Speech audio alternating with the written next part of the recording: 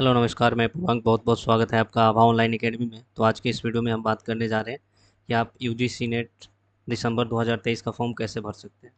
तो वीडियो को स्टार्ट करने से पहले आपको कुछ बेसिक जानकारी दे दूं। जैसा कि आप सभी को पता होगा कि एनटीए ने यूजीसी नेट दिसंबर 2023 का जो साइकिल है उसके लिए अप्लीकेशन फॉर्म को ओपन कर दिया है। आपका जो फॉर्म है वो 30 सितंबर से 28 अक्टूबर के बीच में भरा जाएगा। Last date for submission of examination fee, उसके लिए उन्होंने एक दिन एक्स्ट्रा टाइम दिया है, यानी 29 अक्टूबर आपका फ़ी पेमेंट का लास्ट डेट है। करेक्शन के लिए उन्होंने 2 दिन का समय दिया है, 30 और 31 अक्टूबर। इसमें आप फ़ोटो सिग्नेचर, ठीक है, सेंटर से रिलेटेड जो भी चेंजेस करना चाहते हैं तो आप इसको इस टाइम पे कर सकते हैं। उन्होंने ये भी बताया कि आपका जो एग्ज़ाम का सिटी इंटीमेशन है, डेट है, वो नवंबर के आखिरी सप्ताह में आपको बता दिया जाएगा और आपका एडमिट कार्ड दिसंबर के पहले सप्ताह में आपको जारी कर दिया जाएगा, आपको मिल जाएगा। आपका एग्ज़ाम जो है 6 दिसंबर से लेके 22 दिसंबर के बीच में आपका एग्ज़ाम होने वाला है, ठीक है। साथ ही उन्होंने ये भी बताया है कि आपका जो एडमिट कार्ड है उनके ऑफिशियल वेबसाइट पे, यानी आप ugcnet.nta.ac.in पे डाउनलोड कर सकते हैं या www.nta.ac.in पे। अगर बात करें एप्लीकेशन फ़ी की, तो अलग अलग कैटेगरी के लिए अलग अलग फ़ी, ठीक है। जब अगर कोई बच्चा जनरल और अनरिजर्व से है तो उसको 1150 रुपये का फ़ी पेमेंट करना पड़ेगा, ठीक है। अगर कोई जनरल ईडब्ल्यूएस और ओबीसी एनसीएल से है तो उसको 600 रुपये का फ़ी पेमेंट करना पड़ेगा। अगर कोई ST SC PWD third gender का है तो उसको 325 रुपये का फ़ी पेमेंट करना पड़ेगा। ये तो रहा आपका बेसिक जानकारी। अब बात करते हैं आप फॉर्म को कैसे भर सकते हैं। तो आप इनका जो ऑफिशियल वेबसाइट है www.nta.ac.in या ugcnet.nta.ac.in, इसका मैं लिंक जो है आपको डिस्क्रिप्शन बॉक्स में दे दूंगा ताकि आप आसानी से एप्लीकेशन फॉर्म वाले जो पेज है उस पे आ जाए। इस पे जैसे ही आप क्लिक कीजिएगा तो आपको ऐसा इंटरफेस देखने को मिलेगा, ठीक है। यहाँ पे आप देख सकते हैं। आपको अगर नोटिफिकेशन पढ़ना है तो इस पे क्लिक करके आप देख सकते हैं। बाकी यहाँ पे उन्होंने एक लिंक दिया है यूजीसी नेट दिसंबर 2023 रजिस्ट्रेशन, ठीक है। इस पर आप क्लिक करेंगे, ठीक है, तो आपके सामने एक ऐसा इंटरफेस खुल के आएगा। अगर आपने पहले से रजिस्टर कर रखा है तो आपके सामने ऐसा इंटरफेस आएगा जिसमें आप अपना एप्लीकेशन नंबर, पासवर्ड और सिक्योरिटी जो पिन है उसको एंटर करके लॉगिन करेंगे। अगर आपने लॉगिन नहीं किया है, अगर आपने रजिस्टर नहीं किया है तो आप कैसे रजिस्टर कर सकते हैं। तो इसके लिए आपको यहाँ पे एक लिंक देखने को मिल रहा होगा, न्यू कैंडिडेट रजिस्टर है। यहाँ पे आप क्लिक करेंगे तो आपके सामने ऐसा इंटरफेस आएगा जहाँ पे आपको बता रखा है फ़ी पेमेंट से रिलेटेड जो जानकारी है, ठीक है।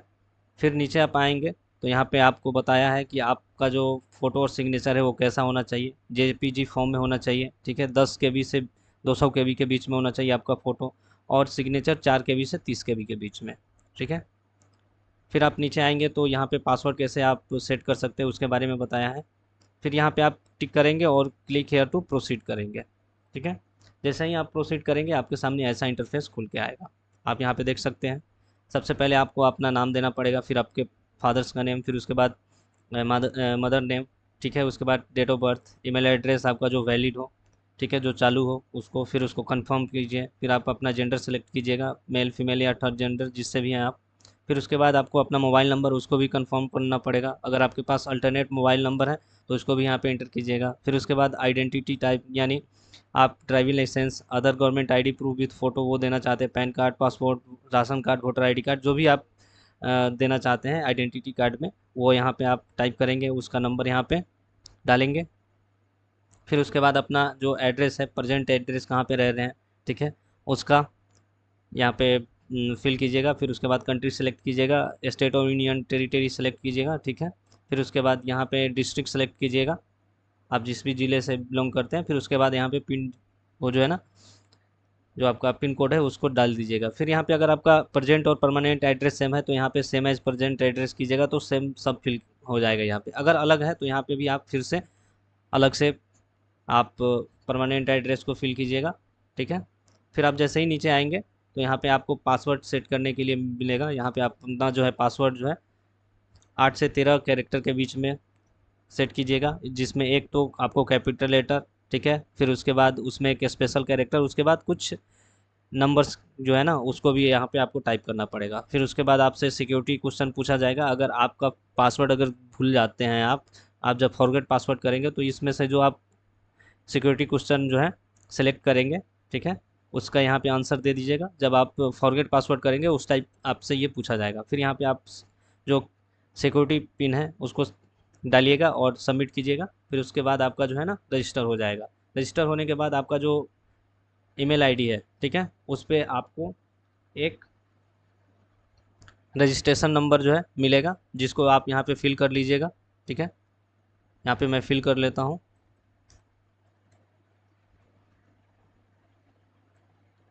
फिर उसके बाद आप पासवर्ड डालिएगा।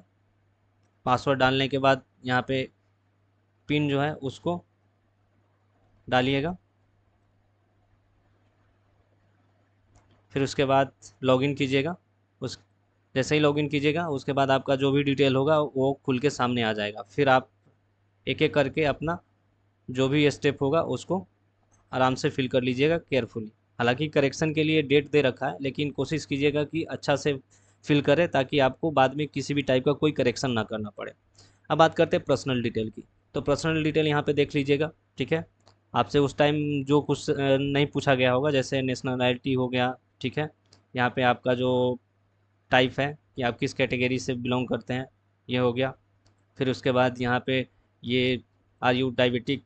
फिर उसके बाद आपका एनुअल इनकम ऑफ पेरेंट्स या गार्जियन, ठीक है। आपका जो सब्जेक्ट है आप किस सब्जेक्ट से करना चाहते हैं। फिर उसके बाद आप क्या माइनॉरिटी कम्युनिटी से बिलोंग करते हैं।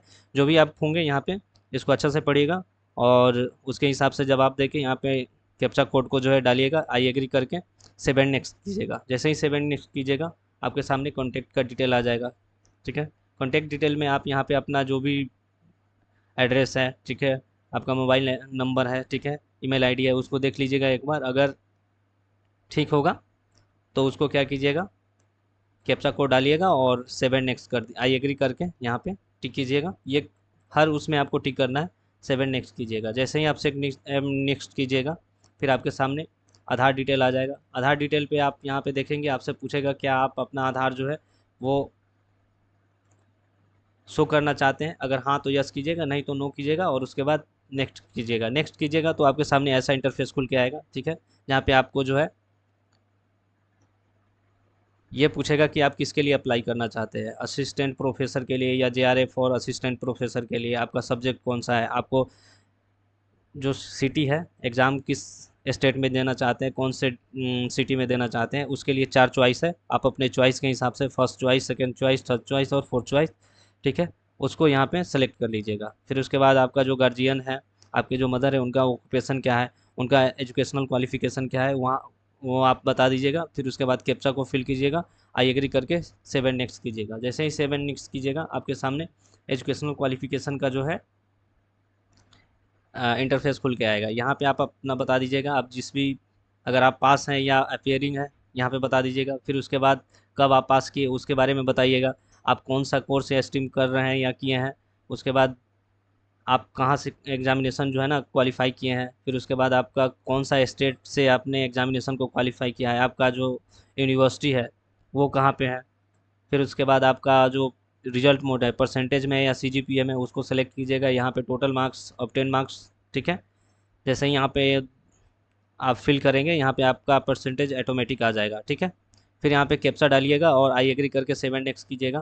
फिर उसके बाद आपका एडिशनल डिटेल्स आ जाएगा। एडिशनल डिटेल्स में आपसे एमफिल में जो है डिटेल्स के बारे में पूछ रहा है, ठीक है, क्या आप अटेंड वेदर इन अटेंडेड एमफिल, ठीक है, अगर हाँ तो यस, नो तो नहीं, ठीक है। यूनिवर्सिटी किस यूनिवर्सिटी से, कब एडमिशन या आपने पास किया, ठीक है। फिर उसके बाद अपना सब्जेक्ट, ठीक है, अगर आप कहीं से पीएचडी कर रहे हैं तो यस, अदरवाइज नो। अगर आप एक सर्विसमैन हैं तो उसके बारे में जो भी डिटेल होगा दीजिएगा। बाकी अगर नहीं है तो यहाँ पे कैप्चा डाल के आई एग्री करके सेवन नेक्स्ट कीजिएगा। जैसे ही सेवन नेक्स्ट कीजिएगा आपके सामने ऐसा इंटरफेस खुल के आएगा, ठीक है, डॉक्यूमेंट अपलोड करने का, जहाँ पे आपका जो फोटो है 10 KB से 200 KB के बीच में रहना चाहिए, जेपीजी फॉर्म में, ठीक है, या जेपीईजी फॉर्म में। फिर सिग्नेचर जो है आपका जेपीजी या जेपीईजी फॉर्म में रहना चाहिए, मिनिमम 4 KB और मैक्सिमम 30 KB के बीच में।